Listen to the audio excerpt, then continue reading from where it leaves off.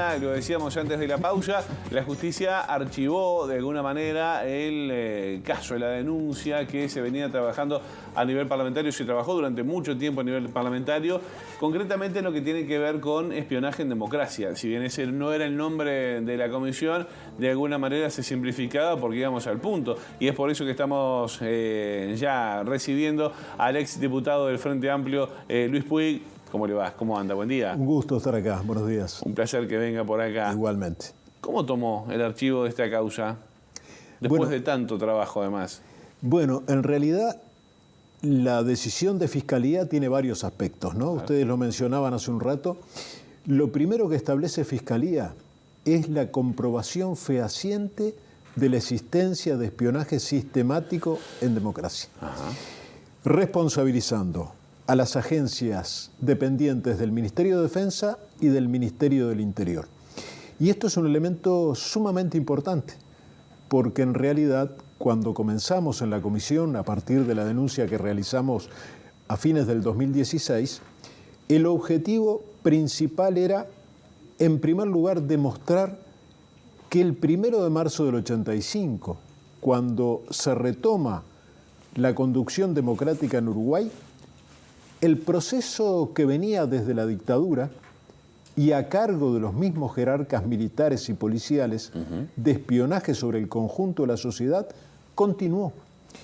Cuando nosotros consultamos a algunos jefes de inteligencia de todo ese periodo, tanto militares como policías, algunos llegaron a decirnos, bueno, era una cuestión un poco de se continuó por inercia porque estaba armada esa situación. Falso.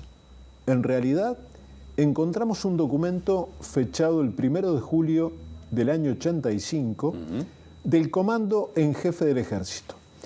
¿Quién era el comandante en jefe? El general Hugo Medina, que posteriormente fue ministro de Defensa de Sanguinetti. ¿Y qué dice ese documento? Detalla que reparticiones del ejército, de los distintos cuarteles, se iban a ocupar de espiar a organizaciones políticas, a organizaciones sociales, al movimiento sindical, con especial énfasis en las organizaciones de derechos humanos, todas ellas.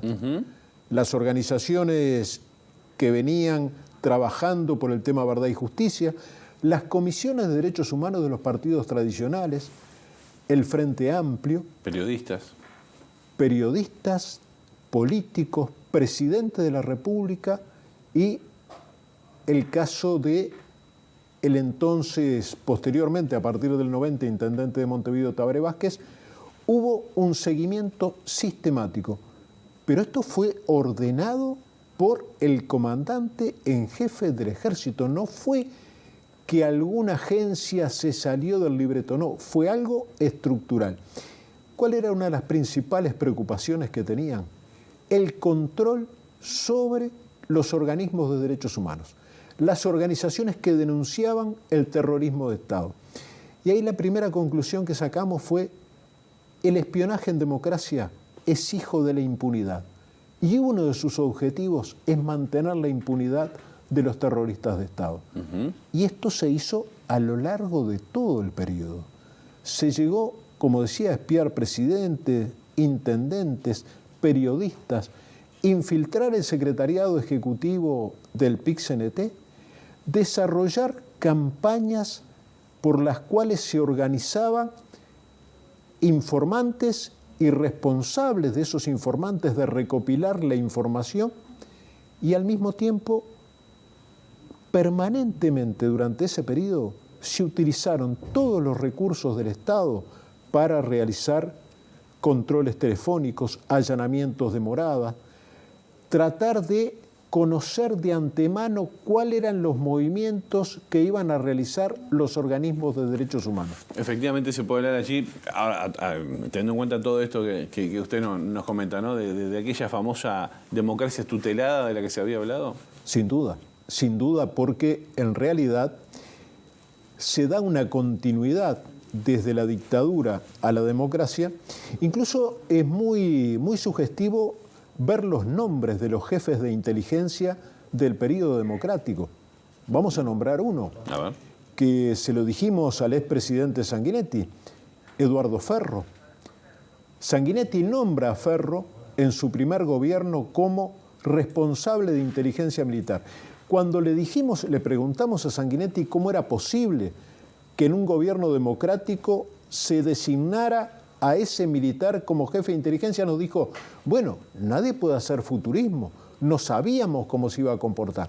Pero caramba, señor expresidente, eso fue en el 85, resulta que en 1978 todos los periódicos de Brasil ponían la foto de Ferro en tapa diciendo que era el jefe del operativo en el cual secuestraron a Lilian Celiberti, a sus hijos, a Universindo Rodríguez y que tenía previsto secuestrar a Hugo Cores. O sea, con esos antecedentes fue puesto al frente de inteligencia militar. Por tanto, si no había órdenes directas del poder político, como dice Fiscalía, los controles que se realizaron realmente fueron inexistentes. Ahora, claro, no se puede hacer futurología, pero si se miraba al pasado, la cosa estaba bastante clara.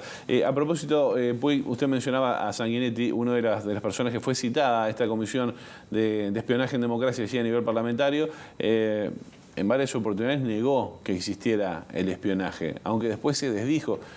¿Qué reflexión le merece eso? Bueno, previo a Sanguinetti compareció, como decía, el 21 de junio del 2018. En los días previos, Sanguinetti declaró a la prensa que esto era un invento, que era un montaje, que no había existido el espionaje en democracia. Después de 2 horas de reunión donde le leímos textuales los documentos que teníamos, Sanguinetti reconoció en la comisión y lo reconoció en la rueda de prensa que hizo posteriormente que efectivamente había existido espionaje, pero que él no lo había ordenado. Que él y sus ministros eran de una acrisolada fe democrática. Entre ellos, su ministro fue Medina, ¿no? Que había organizado parte de esa situación. Pero no solo en el gobierno de Sanguinetti.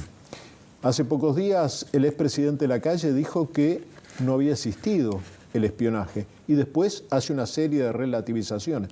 Bueno, en 1991, ya con el cambio de gobierno, ya con el Partido Nacional en el gobierno, hay un cambio en las jerarquías de inteligencia. Por ejemplo, se saca la responsabilidad a Ferro y hay un oficial que ha prestado declaración en la comisión y en la fiscalía, el capitán Erosa, es oficial del ejército, que denunció en aquel momento que Ferro estaba llevando adelante desde Florida operaciones de inteligencia ilegales.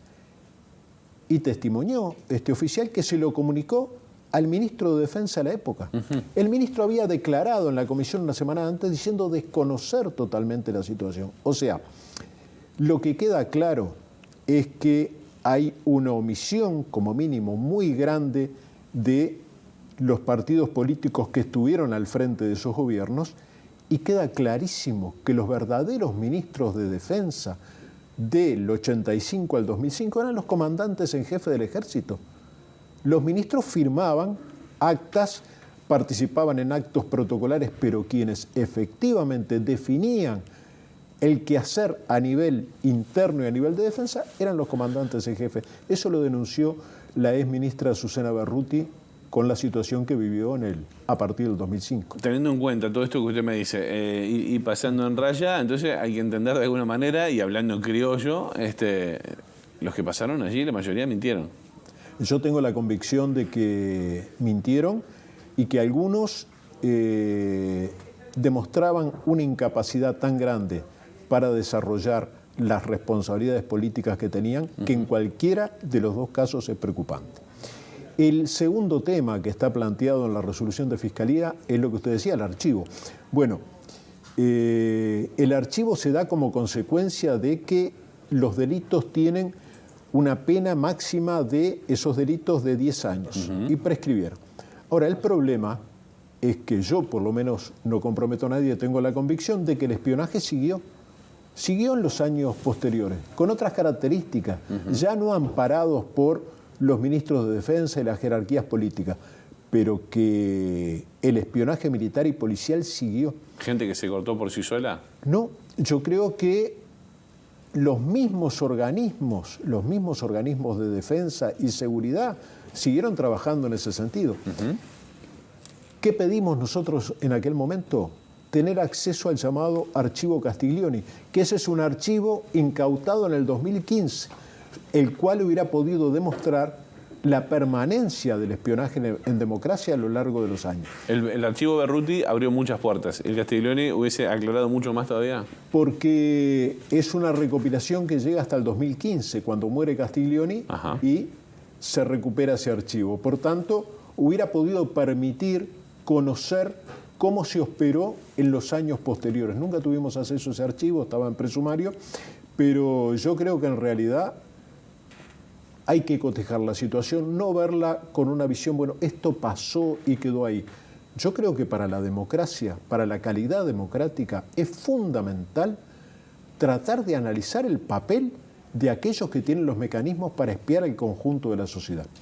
Y es preocupante que en la ley de urgente consideración, aprobada y bueno, que no alcanzaron los votos para poder derogarla, sí, hay cambios en la ley sobre Secretaría de Inteligencia, en la cual se le dan potestades al responsable de la Secretaría de Inteligencia de no responder ni siquiera ante el Parlamento, ajá, de solo responder ante el Presidente de la República. Sí. Yo creo que estos temas son... Estamos hablando de la Secretaría de Inteligencia Estratégica, usted lo decía allí, que depende directamente de Presidencia. Exacto. Y ahora, esto, ¿cómo lo ves? Porque no da ninguna garantía para el conjunto de la población. A mí me gusta hablar clarito.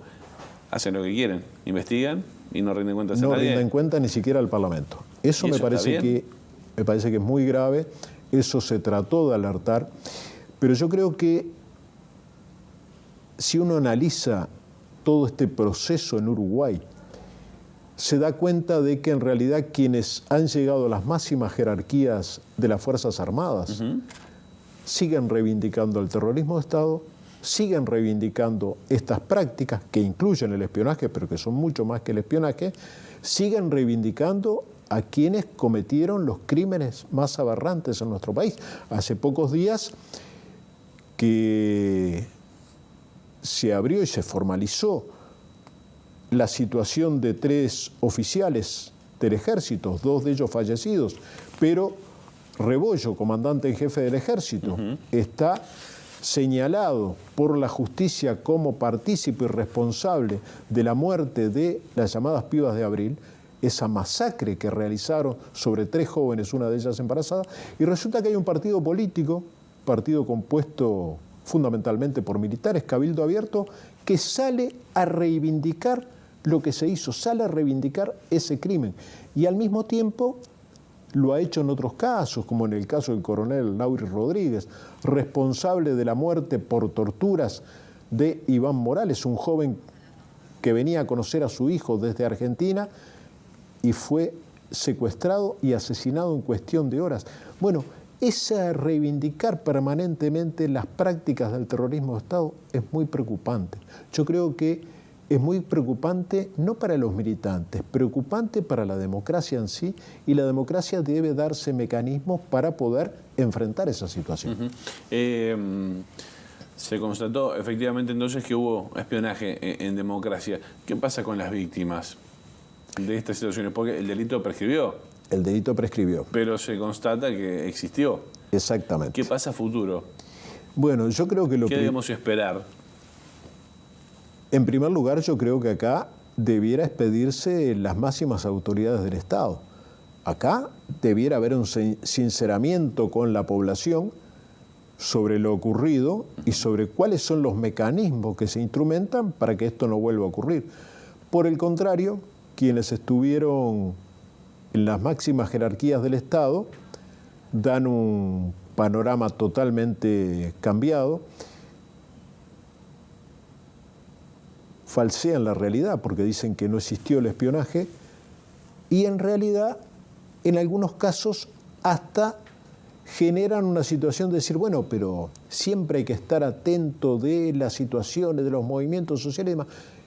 ¿Están justificando espiar a organizaciones sociales, a organismos de derechos humanos? Exactamente. Y en la comisión también Sanguinetti dijo algo por el estilo, que en realidad bueno, lo que se hacía era recopilar información porque siempre hay que estar atento, pero que la información que se recopilaba era información abierta. Varios integrantes de los servicios de inteligencia que entrevistamos en el Parlamento nos dijeron lo único que hacíamos era leer los diarios, ¿no? Y de allí, bueno, hacían un poquito más que leer los diarios, ¿no? Sí.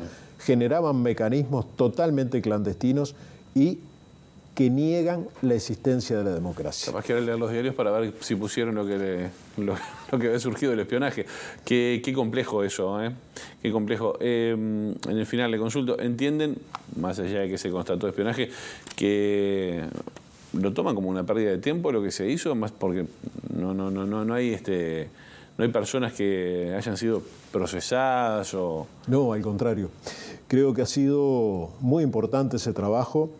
Este trabajo que llegó el conjunto de la comisión que presidió el diputado Gerardo Núñez fue un trabajo realmente importante que permitió terminar con esa mentira organizada también de que en democracia no se espiaba a los partidos políticos, a las organizaciones sociales, al conjunto de la sociedad. Yo creo que esa constatación es sumamente importante porque se comentaba, se decía, sí, los servicios de inteligencia siguen actuando. Bueno, acá logramos demostrar de qué manera seguían actuando, utilizando los mecanismos del Estado, los recursos del Estado, para desarrollar un plan profundamente antidemocrático. Yo creo que fue muy válido y muy importante el trabajo que se realizó. Hoy no pasa eso, ¿no?